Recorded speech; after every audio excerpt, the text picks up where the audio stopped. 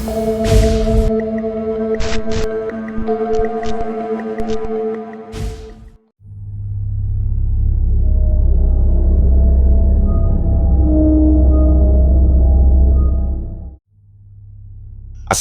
sahabat semua. Kisah kali ini datang dari seseorang yang sebut saja bernama Rian. Bersama ayah dan dua orang temannya, Rian pergi ke pelosok hutan untuk mendulang emas. Medannya berat, jalurnya licin, dan suara hutan seakan tak pernah berhenti. Tapi ternyata, kesulitan terbesar bukan hanya soal alam. Karena di tengah kegiatan mendulang itu, Rian dan temannya mengalami kejadian ganjil yang tidak bisa dijelaskan dengan logika. Sebuah kejadian yang hampir saja merenggut nyawa temannya malam itu. Simak baik-baik. Inilah kisah mistis Rian tentang hutan yang menyimpan rahasia lebih gelap. Nama saya Rian dan saya tinggal di Kalimantan. Peristiwa ini terjadi sekitar tahun 2012, tidak lama setelah saya lulus dari sekolah menengah pertama. Pada saat itu, ayah mengajak saya untuk pergi ke hulu sungai untuk mendulang emas, sebuah wilayah yang letaknya sangat jauh dari permukiman terakhir. Dari kampung yang menjadi titik keberangkatan, jaraknya hampir mencapai 100 kilometer.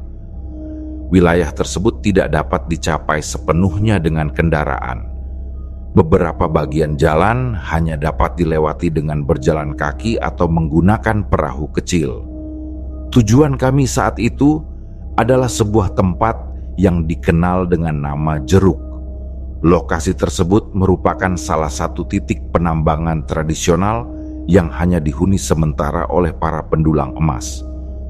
Untuk mencapainya, kendaraan hanya bisa digunakan hingga batas tertentu. Kemudian perjalanan harus dilanjutkan dengan menyusuri sungai menggunakan perahu. Kami berangkat berempat, saya, ayah, serta dua teman saya bernama Ril dan Roni. Bagi saya yang baru menginjak usia remaja, kegiatan mendulang emas merupakan pengalaman baru sekaligus sesuatu yang terasa asing.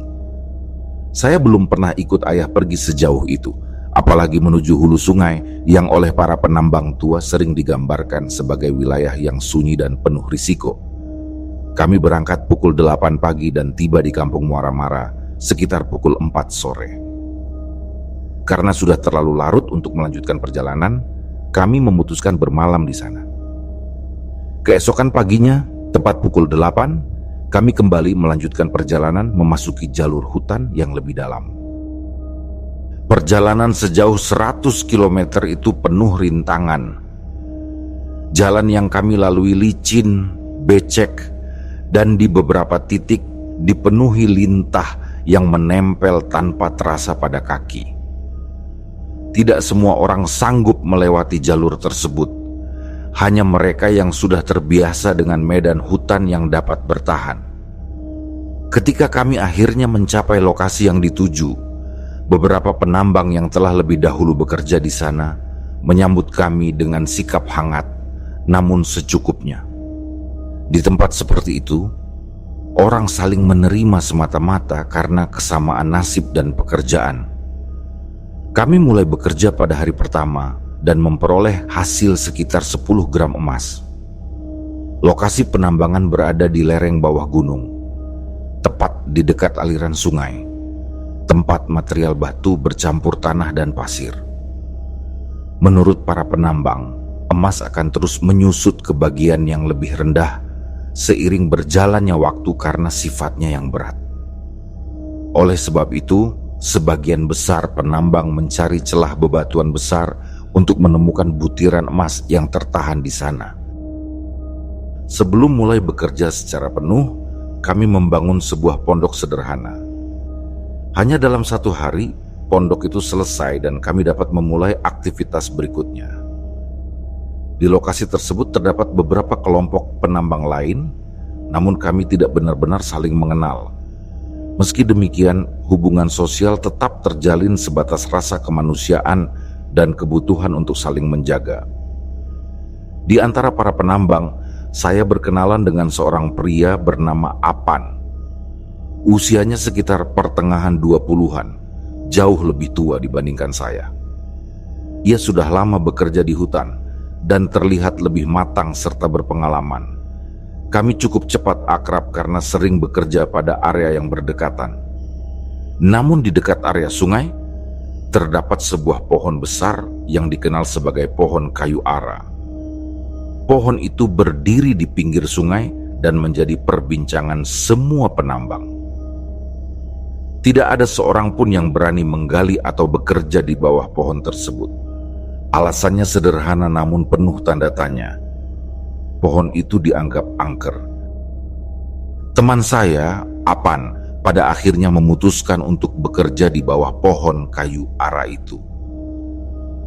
Padahal sebelumnya ia telah diperingatkan oleh beberapa penambang yang berada di sekitar lokasi.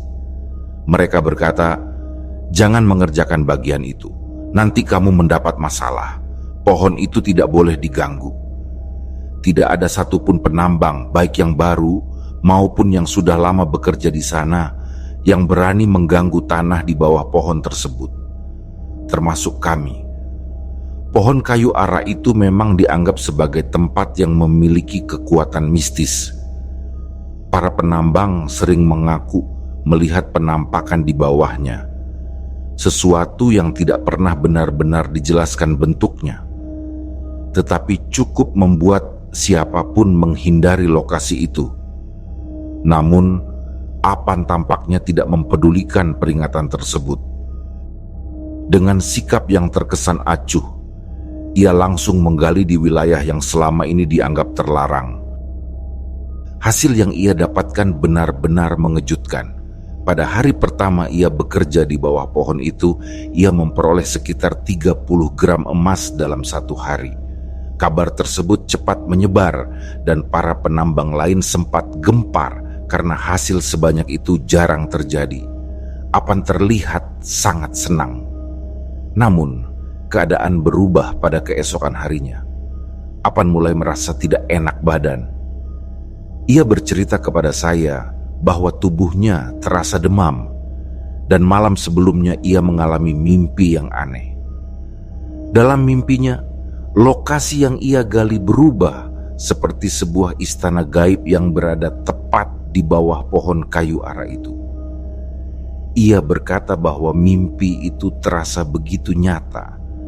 Ia benar-benar berada di dalam bangunan misterius tersebut. Sejak mimpi itu, kondisi fisiknya semakin menurun. Meskipun ia masih terlihat kuat secara fisik, ia terus mengeluh bahwa perasaannya tidak enak. Keesokan harinya saya menjenguknya di pondok tempat ia beristirahat. Keadaannya tidak membaik. Pada hari kedua, ia bahkan mulai menghindari percakapan dan tidak ingin berinteraksi dengan siapapun. Memasuki hari ketiga, suasana di area penambangan berubah menjadi tegang. Ketika saya mendekati pondoknya, saya melihat banyak orang sudah berkumpul di depan pintu. Saya tidak mengerti apa yang terjadi hingga seseorang mengatakan bahwa Apan telah meninggal. 3 hari sejak ia mulai menggali di bawah pohon kayu ara itu, dan ia meninggal secepat itu. Setelah kabar tersebut menyebar, seluruh aktivitas penambangan di wilayah itu berhenti total. Tidak ada satupun yang berani melanjutkan pekerjaan. Keyakinan yang beredar di antara para penambang sangat jelas. Apan meninggal karena ia melanggar adat dan bekerja di tempat terlarang itu. Apan bekerja sendirian di lokasi tersebut. Meskipun ia memiliki teman yang berasal dari daerah yang sama, temannya itu menolak untuk ikut menggali karena takut dengan reputasi pohon ara tersebut. Akhirnya, ia menanggung risikonya sendiri. Setelah kematiannya, para penambang berkumpul untuk berunding. Mereka bingung harus membawa jenazah kemana. Jarak ke kampung terdekat lebih dari 100 km, dan tidak ada satupun kendaraan yang memadai untuk membawa jenazah melalui jalur hutan. Satu-satunya kendaraan yang ada hanyalah motor trail, itu pun tidak banyak. Setelah berdiskusi panjang, mereka memutuskan untuk tetap membawa jenazah pulang menggunakan motor. Satu-satunya orang yang berani melakukannya adalah Riman, teman satu daerah yang pondoknya berada di sebelah pondok Apan. Dengan nekat, ia mengikat jenazah Apan di bagian belakang motornya dan berangkat pada pukul 8 malam. Ia pergi sendirian tanpa pengawalan di tengah hujan dan gelapnya hutan. Sementara itu, kami memutuskan untuk tidak melanjutkan pekerjaan di lokasi tersebut. Kami memilih berpindah ke lokasi penambangan baru yang berjarak sekitar 50 km dari tempat pertama. Meskipun jaraknya tidak jauh, perjalanan tetap memakan waktu 2 hari karena harus dilakukan melalui sungai menggunakan perahu ketinting setelah terlebih dahulu melewati jalur gunung yang terjal. Sebelum kami mencapai sungai, kami harus menyeberangi sebuah gunung yang cukup tinggi. Setelah menuruni sisi lainnya, barulah kami tiba di tepi sungai tempat perahu kami berada. Seluruh barang bawaan kami angkut perlahan-lahan menuju perahu tersebut. Karena perjalanan memerlukan waktu yang panjang dan sering kali terhenti oleh kondisi alam, kami membangun sebuah pondok persinggahan di jalur itu.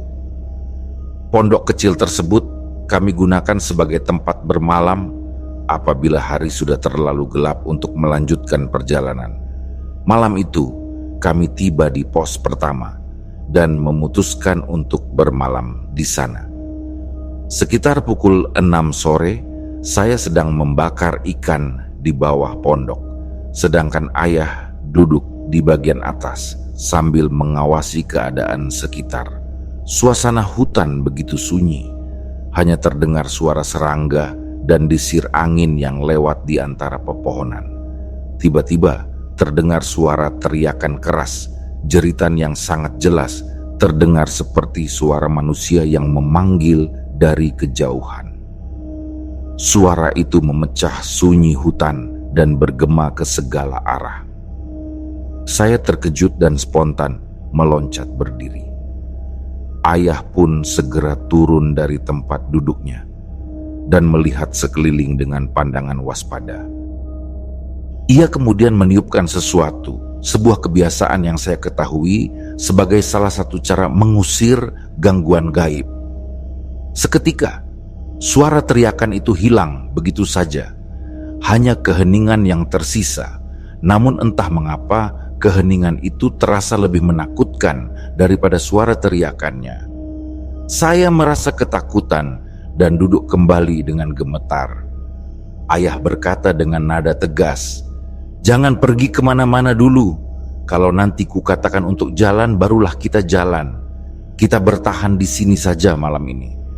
Hutan yang satu ini berbeda." Kami akhirnya memutuskan untuk tetap bermalam di pondok tersebut. Keesokan paginya setelah suasana dirasa aman, kami melanjutkan perjalanan menuju sungai dan membawa barang-barang turun ke perahu. Kami berempat kembali mengangkut barang selama 2 hari penuh hingga akhirnya tiba kembali di lokasi persinggahan berikutnya. Namun ketika kami harus kembali ke perahu untuk membawa muatan kedua, hari sudah mulai gelap. Hanya 3 orang dari kami yang melanjutkan perjalanan, saya, Ril, dan Roni. Karena ayah masih menunggu di pos pertama.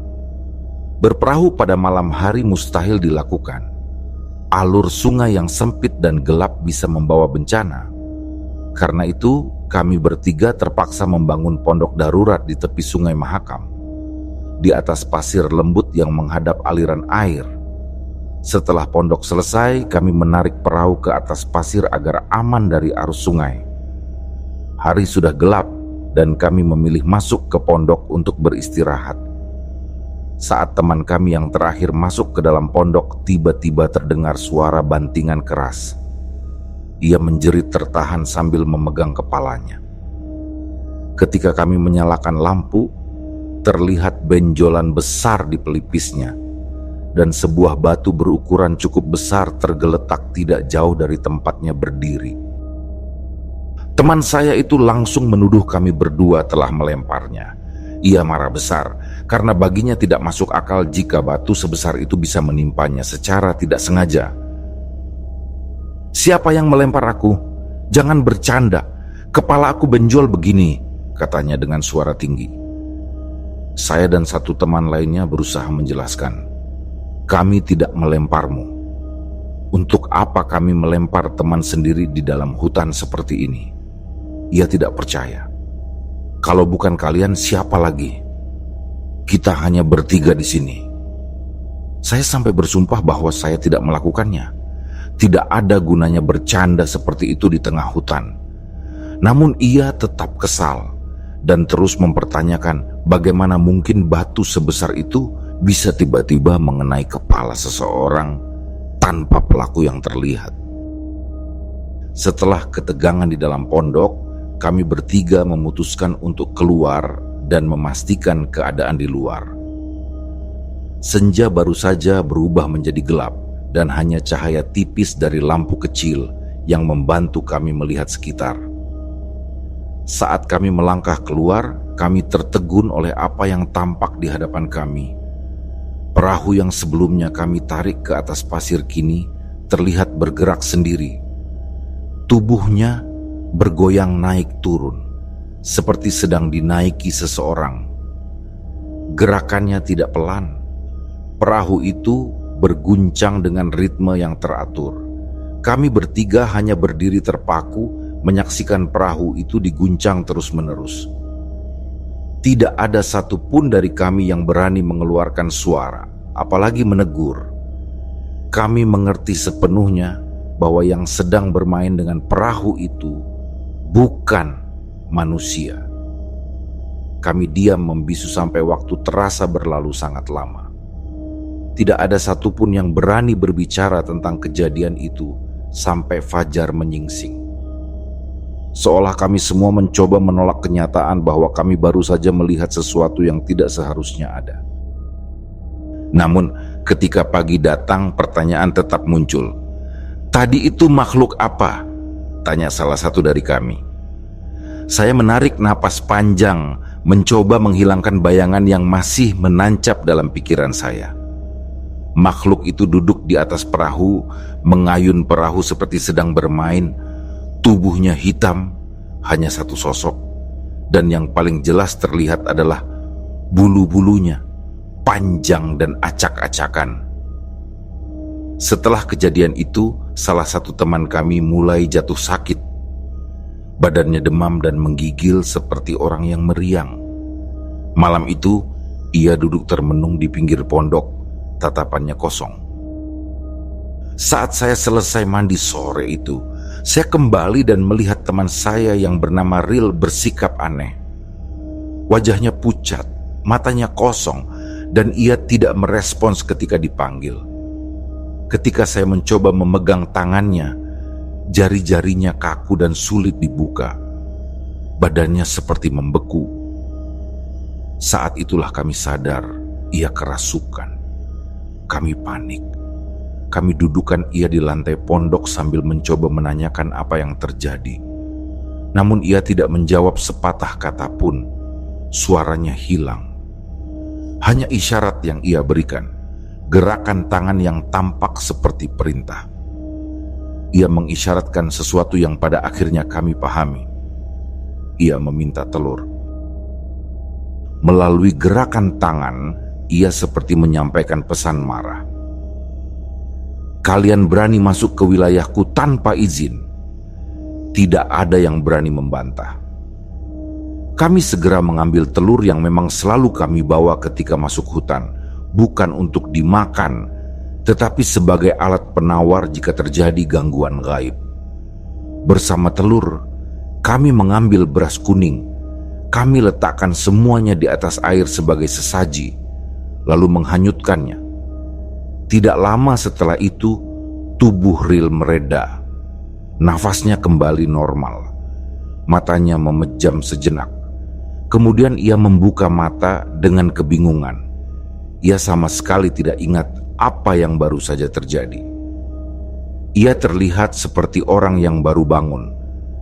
tanpa sadar bahwa ia baru saja dirasuki. Setelah ia merasa pulih, kami melanjutkan perjalanan menuju lokasi penambangan berikutnya. Kami berempat naik perahu dan tiba di titik baru untuk membangun pondok kedua.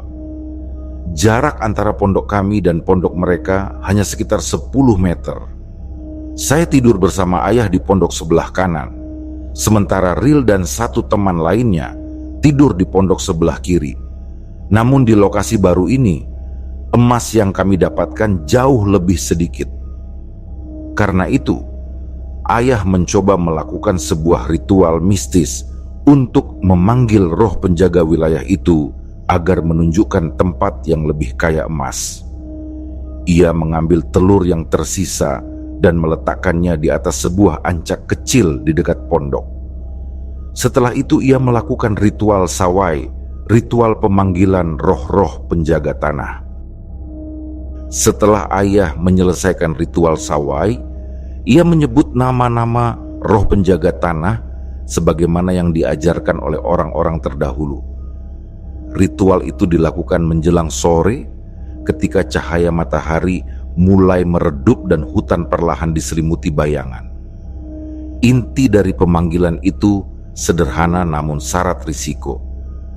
Kami meminta agar emas di wilayah tersebut dikumpulkan oleh alam gaib dan ditunjukkan tempatnya kepada kami melalui pertanda. Dengan kata lain, kami memohon bantuan dari sesuatu yang tidak kasat mata. Malam harinya, tepat sekitar tengah malam, gangguan itu mulai terasa. Pondok tempat ritual dilakukan berada sangat dekat dengan pondok tempat Rian beristirahat. Dari dalam pondok, saya mendengar suara lirih yang penuh kesakitan. Suaranya tertahan. Ketika saya keluar, tubuh Rian tampak menggigil hebat.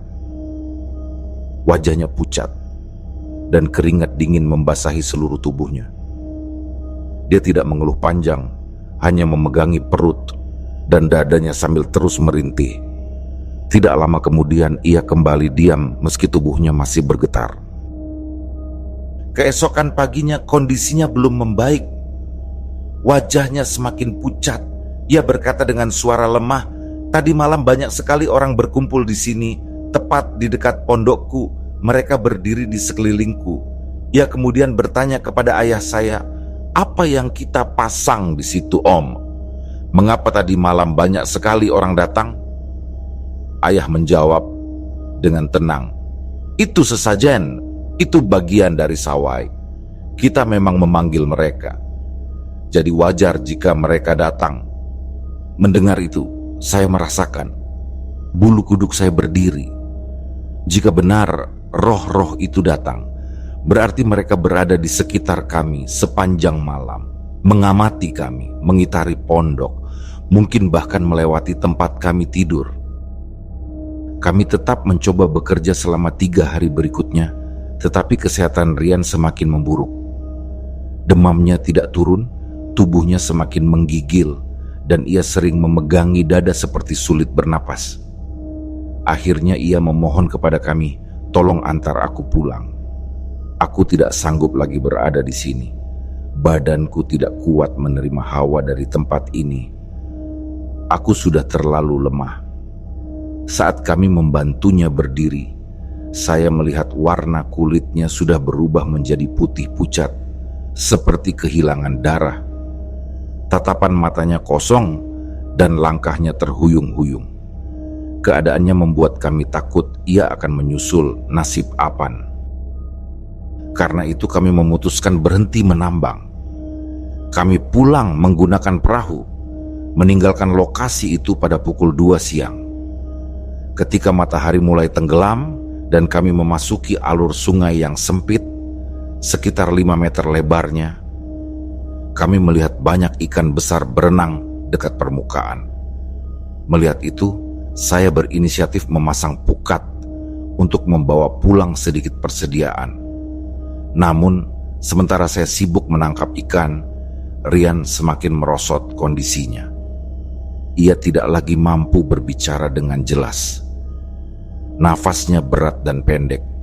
Setelah beberapa lama, ia berkata dengan suara hampir tidak terdengar, "Ayo pulang, jangan berhenti lagi. Aku sudah tidak kuat. Kalau aku mati di sini, kamu yang akan susah membawa mayatku." Mendengar ucapan Rian yang hampir tidak mampu berbicara, saya terkejut. Kata-katanya membuat saya tersadar bahwa jika sesuatu terjadi padanya di tempat itu, kamilah yang akan menanggung akibatnya. Pikiran itu membuat kami segera mengambil keputusan untuk menghentikan semua aktivitas dan kembali melanjutkan perjalanan pulang. Saat itu Rian duduk di bagian tengah perahu dengan kondisi yang sangat lemah. Tubuhnya terkulai dan napasnya semakin pendek. Saya berada di bagian depan perahu untuk menjaga keseimbangan dan melihat arah arus sungai. Sementara itu, arus sungai menjadi semakin deras, menuntut kami tetap fokus agar tidak terbalik. Namun kondisi Rian terus memburuk. Setiap menit tubuhnya tampak semakin lemah, seperti napasnya akan hilang sewaktu-waktu. Kami mulai sadar bahwa ini bukan lagi penyakit biasa. Saya segera memberitahu ayah bahwa keadaan Rian semakin parah dan memintanya memeriksa kondisi tersebut. Ayah kemudian mengambil air sungai dan membacakan doa di atasnya. Sebuah cara yang umum digunakan oleh orang-orang tua kampung ketika menghadapi penyakit yang dianggap tidak wajar. Ia lalu menyuruh Rian meminum sebagian air tersebut dan mengusapkan sisanya ke wajah serta kepalanya. Hasilnya terjadi begitu cepat. Tidak sampai 1 menit setelah meminumnya, kondisi Rian berubah drastis. Pernapasannya kembali normal, matanya menjadi lebih jernih, dan kelemahan di tubuhnya seperti hilang begitu saja. Ia tampak pulih seketika. Ketika perjalanan sudah berada di pertengahan, ayah mempertimbangkan apakah kami sebaiknya kembali ke lokasi penambangan atau meneruskan perjalanan pulang. Rian, yang sadar bahwa ia sudah terlanjur dibawa pulang, meminta agar kami melanjutkan saja.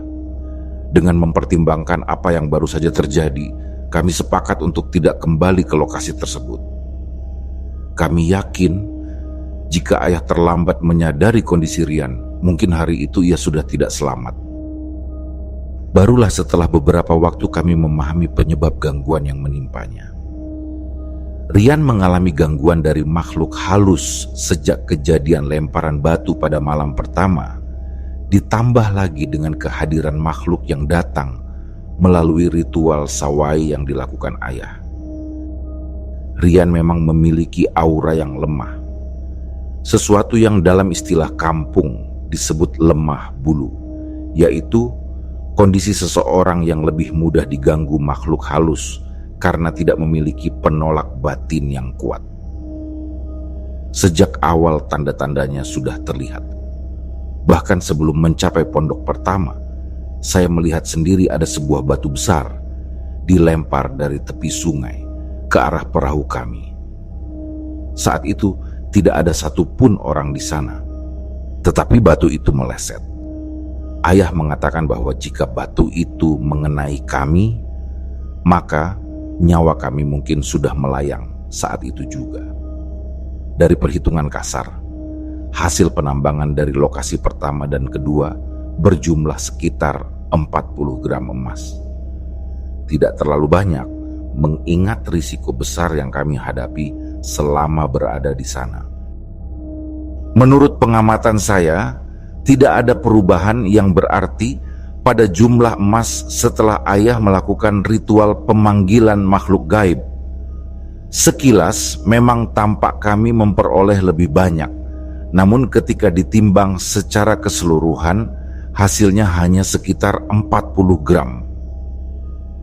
Artinya tidak ada peningkatan yang signifikan. Sementara itu, justru Rian yang hampir menjadi korban dari serangkaian gangguan gaib di hutan itu. Setelah tiba di kampung, saya sempat mengajak Rian untuk kembali menambang. Namun ia mengatakan bahwa dirinya tidak sanggup lagi. Ia mengaku tidak kuat, baik secara fisik maupun batin. Saya kemudian memberitahu ayah mengenai penolakannya. Ayah memutuskan bahwa jika demikian, maka hanya kami berdua yang akan kembali ke lokasi tersebut. Karena tampaknya hanya kami berdua yang masih mampu bertahan. Teman kami yang lain juga tidak bersedia ikut kembali. Dengan demikian, diputuskan bahwa perjalanan berikutnya hanya akan dilakukan oleh saya dan ayah. Kami berangkat menuju lokasi pertama, tempat di mana Apan meninggal dan di mana pohon ara besar itu berdiri. Keesokan paginya, tepat pukul 8, kami mulai bergerak. Perjalanan hingga tiba kembali di kampung Muara Mara memakan waktu sekitar 8 jam, dan kami memilih bermalam di sana. Saat malam tiba, ayah sempat bertanya, apakah saya takut jika hanya berdua dengannya. Ia menegaskan bahwa selama ia tidak takut, saya juga tidak perlu takut. Saya mengiyakan, dan akhirnya kami sepakat melanjutkan perjalanan keesokan harinya. Ketika kami tiba di lokasi pertama, pondok yang pernah kami bangun masih berdiri utuh. Ayah mengatakan bahwa setelah kami sampai di sana, ia berencana untuk mencoba berinteraksi dengan makhluk halus penjaga wilayah itu. Makhluk yang diduga telah merenggut nyawa Apan. Tujuannya adalah untuk mengetahui penyebab kematiannya secara lebih jelas. Setelah memarkir motor di ujung jalan setapak, kami melanjutkan perjalanan dengan berjalan kaki. Sekitar 1 jam melintasi hutan, saya mulai tertinggal jauh di belakang ayah. Dalam perjalanan hutan seperti itu, jarak yang berjauhan merupakan hal biasa. Terkadang seseorang sampai jauh lebih dulu, lalu menunggu anggota kelompok lainnya menyusul. Saat jarak kami semakin renggang, penglihatan saya mulai kabur. Udara terasa berat dan langkah saya melambat. Tidak lama kemudian, di samping sebuah pohon besar, saya melihat sosok yang tidak seharusnya ada di dunia manusia. Di hadapan saya berdiri makhluk dengan wujud setengah macan, setengah manusia. Tingginya melebihi tinggi manusia biasa. Sosok itu berdiri tegap di sisi batang pohon, menghadap lurus ke arah saya. Tubuh saya langsung melemas. Lutut saya kehilangan kekuatan, membuat saya terduduk di tanah. Saking terkejutnya, saya menutup mata dan mencoba mengendalikan napas. Sekitar 5 menit saya memejam, berharap ketika saya membuka mata, makhluk itu sudah hilang. Namun sebelum saya memejam, saya sempat menangkap satu hal. Matanya menyala, sorotnya seperti ingin menerkam. Tatapan itu terarah tepat kepada saya, dingin dan mematikan. Ketika akhirnya saya berani membuka mata, sosok itu memang sudah tidak ada, tetapi bayangannya masih terasa begitu kuat. Dengan langkah gemetar tetapi berusaha tetap waras, saya melanjutkan perjalanan hingga sampai di pondok. Di sana saya menceritakan semuanya kepada ayah. Setelah mendengar itu, ayah mengatakan bahwa ia akan mencoba melakukan komunikasi dengan para penunggu tempat itu. Malam itu ayah menyiapkan seluruh perlengkapan ritual yang dibutuhkan. Di dekat pohon kayu ara, ia meletakkan sesaji berupa nasi 7 warna, beberapa telur ayam kampung, beras kuning, dan dupa. Semua bahan itu disusun rapi di atas sebuah ancak kecil yang kami buat dari anyaman bambu. Udara malam terasa lebih pekat daripada biasanya, dan hutan seakan menahan napas menunggu apa yang akan terjadi.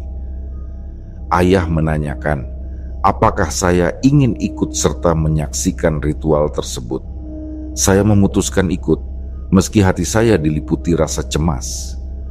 Saya berdiri beberapa langkah di belakangnya, memperhatikan seluruh proses dengan penuh kewaspadaan. Ketika ayah mulai melakukan komunikasi, suasana di sekitar berubah. Udara menjadi lebih dingin, api dupa bergoyang, padahal tidak ada angin yang bertiup. Perlahan-lahan ayah mulai berbicara dengan nada berbeda, menjawab sesuatu yang tidak dapat saya lihat. Dari komunikasi itu terungkap sebuah fakta yang tidak pernah kami duga.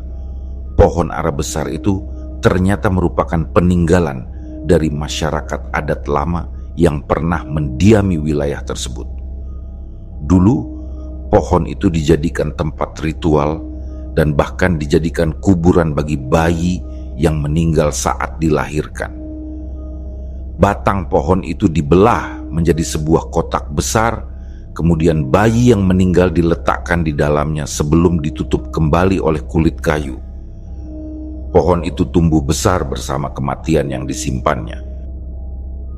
Melalui perantara ayah, roh penjaga wilayah itu menyampaikan keluhannya. Ia mengatakan bahwa ia sudah memberikan teguran kepada Apan melalui mimpi agar tidak bekerja di bawah pohon itu. Namun teguran itu diabaikan. Karena pelanggaran itu, ia menyatakan bahwa ia telah mengambil nyawa Apan sebagai bentuk hukuman. Roh itu menegaskan bahwa pohon tersebut adalah tempat sakral yang keberadaannya sudah dijaga sejak masa nenek moyang mereka, dan kedatangan para penambang dianggap mengusik tempat tersebut. Ayah kemudian menyampaikan permintaan maaf atas tindakan para penambang. Ia menegaskan bahwa kami tidak bermaksud merusak tempat tersebut dan bersedia memenuhi permintaan apapun agar tidak terjadi gangguan lagi. Roh penjaga itu memberikan syarat agar wilayah itu aman untuk ditinggali dan tidak ada lagi korban. Para penambang diminta menyediakan kepala kambing dan ayam hitam, lalu memotongnya di bawah pohon ara dan menaburkan darahnya sebagai bentuk perjanjian. Keesokan paginya, ayah mengumpulkan seluruh para penambang. Ia menyampaikan isi komunikasi tersebut dan menegaskan bahwa jika mereka ingin bekerja dengan selamat, syarat itu harus dipenuhi. Semua orang sepakat untuk mengikuti ritual tersebut.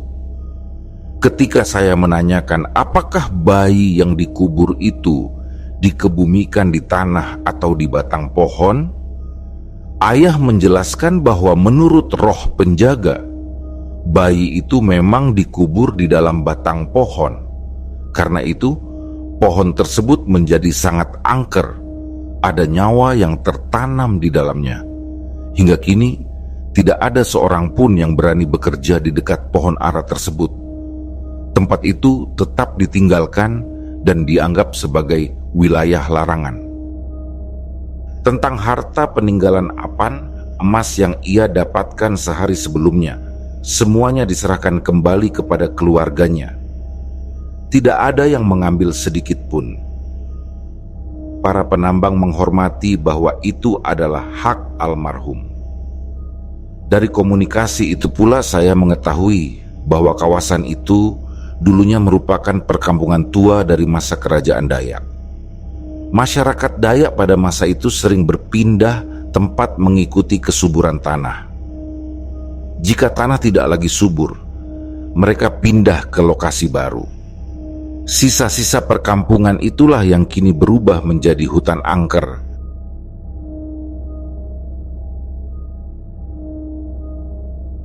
Demikianlah kisah yang kami bawakan ini. Semoga kisah ini dapat menghibur teman-teman semua dan diharapkan cerita ini bisa bermanfaat.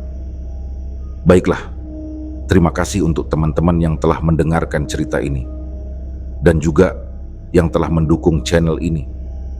Semoga kebaikan yang dilakukan teman-teman dibalas oleh Allah Subhanahu wa Ta'ala dengan hal-hal yang lebih baik dan lebih bermanfaat dalam kehidupan. Saya mohon maaf apabila ada kesalahan dalam perkataan ataupun pengucapan dalam menceritakan kisah ini. Sampai jumpa lagi di kisah kami berikutnya. Semoga sehat dan sukses selalu untuk kita semua.